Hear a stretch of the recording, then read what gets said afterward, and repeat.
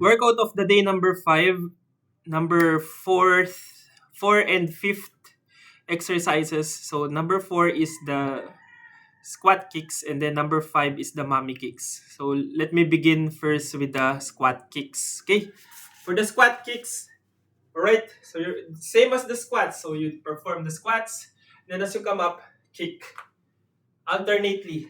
Okay, so don't forget the proper posture as you do the squat. Squat, okay, look straight forward, and then kick. Squat, kick. Squat, kick. And 1. Yan yung number 4. Pare-pareho lang siya for all levels. And then, that's for beginner. Tapos yung intermediate, hands on your ears. Kick. Kick. Okay? Kick. Tapos yung 5th exercise, which is the mommy kicks.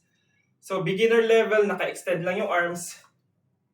Tapos, mag-kick-kicks ka lang. So, sideways na lang tayo. So, from here, you go like this one. Okay? Yan ang beginner level. Tapos, ang intermediate and advanced, yung arms, gumaganon siya. Okay? So, from here, and then you go sideways, intermediate and advanced to, ha? Okay? Yun. So, more on cardio siya.